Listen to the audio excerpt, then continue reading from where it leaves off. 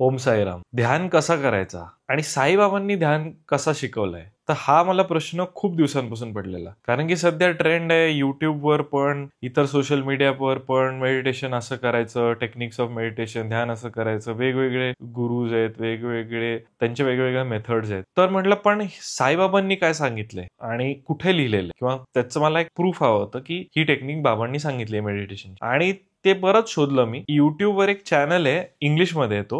त्याचा devotees of Saibaba असं काहीतरी नाव आहे. त्यांच्या काही बुक स्टोअर्स पण आहेत. त्यांना मी ईमेल पाठवला. म्हटलं की असं बाबांनी कुठे एक्झॅक्ट सांगितलं की ध्यान कसं करायचं. तर त्यांनी मला साई सच्चरित्र जे मोठं व्हर्जन आहे. आता आतापर्यंत मला ऑनेस्टली माहित नव्हतं की चरित्राच्या 2 व्हर्जन आहेत. एक व्हर्जन आहे हे वालं, जे शिर्डी साई संस्थान, आपलं शिर्डीचं आहे मेन संस्थान, त्यांनी ते हे पब्लिश करतात. त्याची बुक साईज ही आहे बघा. आणि जे ऍक्च्युअल बुक आहे, चरित्र आहे, त्याची ते हे पुस्तक आहे. त्याची साईज बघा तुम्ही.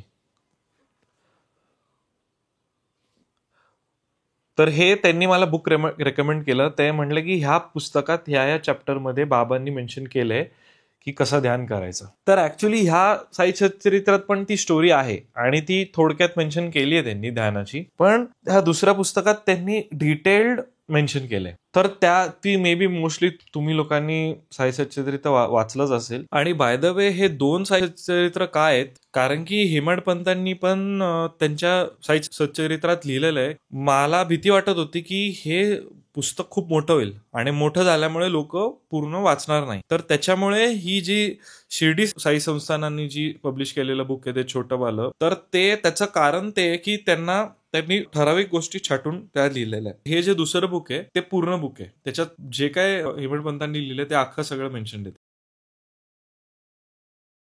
पण तिथे ज्या एक वयस्कर लेडी होत्या, Radhabai Deshmukh, if I am not wrong, आणि त्या बाबांकडे येतात, शिर्डीत येतात आणि ते हट्ट धरतात की बाबांनी मला मंत्र द्यायला पाहिजे. आणि मला म्हणजे त्यांना बाबांना गुरु स्वीकारायचं होतं आणि त्यांच्या मनात कल्पना होती की बाबांनी मला मंत्र द्यायला पाहिजे आणि मग मी त्यांची शिष्य होईल वगैरे असं. तर त्या वयस्कर असल्यामुळे त्यांनी खूप हट्ट धरला. त्यांनी उपास पण धरला की मी अन्न नाही खाणार जोपर्यंत बाबा मला काही मंत्र देणार नाही. तो आता होतं असं की साईबाबा म्हणतात की मलाच माझ्या गुरूंनी मंत्र दीक्षा दिलेली नाहीये. आणि बाबा स्वतः मेन्शन करतात की मलाच जर दिली नाहीये तर मी तुला कसं देऊ मंत्र दीक्षा. तर मग ऑब्व्हियसली ते इनिशियली पटत नसेल, पण मग बाबांनी सांगितले की त्यांनी त्यांच्या गुरुच्या सानिध्यात असताना त्यांना कधी मंत्र दिला नाही आणि त्यांनी फक्त त्यांच्या गुरूंबरोबर त्यांच्यावर ध्यान केलं. तर एवढं त्याच्यात मेन्शन आहे. आता कट शॉर्ट करतो, मी पूर्ण सांगत नाही, तुम्ही वाचू शकता तू, आणि बऱ्याच लोकांना मे बी ती स्टोरी माहिती पण असेल. पण पुढे हेमाडपंत जे आहेत, जे गोविंद दाभोळकर ज्यांनी साई सच्चरित्र लिहिले, त्यांना हेमाडपंत म्हणायचे बाबा. तर ते जेव्हा तिथे होते आणि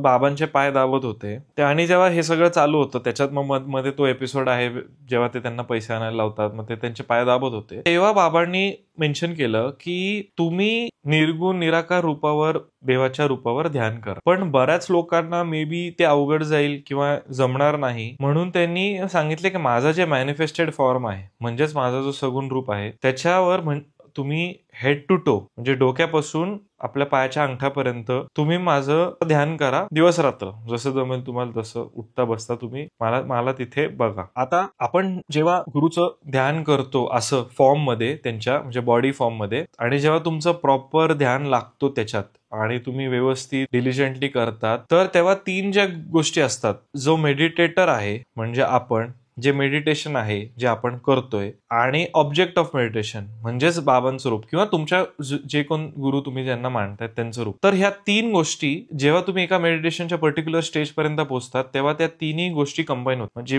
मेडिटेटर जो ध्यान करतोय, जो ध्यान ज्याच्यावर करतोय, आणि ध्यान लावायची प्रक्रिया, 3ही गोष्टी एक होतात आणि त्या मर्ज होतात. तर तेव्हा तुम्ही एका पर्टिक्युलर मेडिटेटिव्ह समाधी स्टेट मध्ये जातात. आणि बाबांनी मग त्याच्यात उल्लेख केला की तेव्हा त्याची पूजा चालू होती मस्जिदमध्ये, आणि तिथे ती झाल्यानंतर ते प्रसाद वाटत होते. खडीसाखरेचा प्रसाद होता, तो बाबांनी हेमाडपंताच्या हातात ठेवला आणि म्हणले की जसा ह्या साखरेचा गोडवा आहे, जर तू हे मी जे सांगितले ते व्यवस्थित न विसरता करशील, तर तोच गोडवा तुझ्या लाईफमध्ये उतरेल आणि तुला ज्या काही गोष्टी अचीव्ह करायच्या आहेत स्पिरिच्युअली पण त्या तू अचीव्ह करू शकशील आणि जे काय अध्यात्माचं मेन गोल जो आहे तो तुम्हाला रीच व्हायला हेल्प होईल. मला असं वाटतं याचं लॉजिक असं आहे की जेव्हा तुम्ही गुरूंवर ध्यान करतात म्हणजेच देवावर ध्यान करतात ते पर्टिक्युलर फॉर्म तुमच्या सबकॉन्शियस मध्ये ऑब्झर्व्ह होत असतं आणि मग ते त्या particular frequencies and vibrations tune करतात तुमच्या सबकॉन्शियस माइंडमध्ये आणि ते तुम्हाला त्या पर्टिक्युलर मेडिटेटिव्ह स्टेटमध्ये जायला हेल्प करतं. तर असं उल्लेख केलाय बाबांनी ध्यान कसं करायचं. आणि गंमत म्हणजे चित्शक्ती विलास त्याचंच इंग्लिश व्हर्जन माझं, कारण मराठी एवढं चांगलं नसल्यामुळे मी सगळं इंग्लिश व्हर्जनच वाचतो. प्ले ऑफ कॉन्शियसनेस नावाचं नित्यानंद महाराजांचं पुस्तक आहे जे मुक्तानंद महाराजांचे शिष्य होते गणेशपुरीचे. माझ्या आजोबा त्यांचे शिष्य होते आणि त्यांनी मला एक बुक दिलं होतं आणि मी ते वाचलं अख्खं. तर त्याच्यात पण मुक्तानंद महाराजांनी हेच मेन्शन केलंय की मी दिवस रात्र मुक्तानंद महाराज त्यांच्या गुरूंच्या फॉर्मवर मेडिटेट करायचो, म्हणजे डोक्यापासून पायापर्यंत, आणि ते प्रॉपर मी ऑब्झर्व्ह करायचो आणि त्याच्याकडेच लक्ष द्यायचो त्या फॉर्मकडे. आणि ते म्हणले की ते करूनच जे काय त्यांना सिद्धी प्राप्त झाली किंवा जे काय त्यांनी त्यांचा पुढे वारसा चालवला वगैरे, शक्तिपात झाला एक्सेट्रा एक्सेट्रा. तर आय फील हे meditating on the Guru is very powerful method. आता एक छान गोष्ट अशी होती की मी कुठेतरी एक व्हिडिओ बघत होतो तर त्याच्यात सांगितलेलं की गुरुचा महत्व काय, म्हणजे जस्ट ऑफ टॉपिक जाते पण मी हे मेन्शन का करतोय तुम्हाला कळेल. कारण आपले जर सपोज आई वडील असतील किंवा वडील असतील तर वडील स्वतःहून सांगत नाही की तू मला असं माझ्यासाठी हे कर, माझ्यासाठी ते कर, माझ्या अशाच पाया पड किंवा माझी अशी पूजा कर किंवा हे तू कर म्हणून मी खुश होईल. वडील स्वतः कधी सांगत नाही. पण थर्ड पर्सननी, कोणी आईनी सांगितलं, कोणी दुसऱ्यांनी येऊन सांगितलं की तू वडिलांचा असं रिस्पेक्ट कर, तू असं हे कर, त्यांचं अशा पाया पड, तर ते ऑब्व्हियसली त्यांना आवडतं पण ते स्वतःहून सांगत नाही. कोणीतरी दुसरा येऊन तुम्हाला सांगायला आणि मार्गदर्शन करायला लागतं. तसंच गुरुचा एक रोल आहे. मला असं वाटतं की तेच स्वतः म्हणजे सपोज बाबा तुमचे डायरेक्ट गुरु नसतील फॉर एक्झाम्पल, पण दुसरं कोणतरी येऊन सांगू शकतं की तुम्हाला की बाबांना तुम्ही असं ध्यान करा. पण इकडे आय थिंक बाबांनी स्वतःच आपल्याला मेन्शन केले आणि बऱ्याचशा गोष्टी जे बाबांनी नाही सांगितल्या त्या पण साई सच्चरित्रात व्यवस्थित लिहिलेल्या पण आहे. त्याच्यात बरेच पुढे पुढे तुम्ही जसं वाचाल राम नामचं स्मरण आहे, काहींना बाबांनी, कारण सगळ्यांना वेगवेगळ्या मेथड सांगितले आहेत. कोणाला विष्णू सहस्त्रनाम वाचायला सांगितले, कोणाला रामरक्षा सूत्र सांगितले, कोणाला नामस्मरण सांगितले. तर मेडिटेशन मला असं वाटतं की इज डिफरंट फ्रॉम मंत्रजप आणि मला जे उत्तर हवं होतं ते मिळालं. आणि जर तुम्ही काय वेगळं वाचलं असेल किंवा तुम्हाला काही वेगळी माहिती असेल ध्यानाबद्दल किंवा बाबांच्या रिलेटेड किंवा इतर काही गुरूंशी रिलेटेड किंवा तुम्हाला काही नॉलेज शेअर करायचं असेल तर मला पण आणि इतर सगळ्यांना, आपले जे व्ह्युअर्स आहेत चॅनलचे, त्यांना पण आवडेल. सो प्लीज कमेंटमध्ये तुमचे एक्सपिरियन्सेस किंवा काय असेल ते लिहा. तो थँक्यू फॉर वॉचिंग.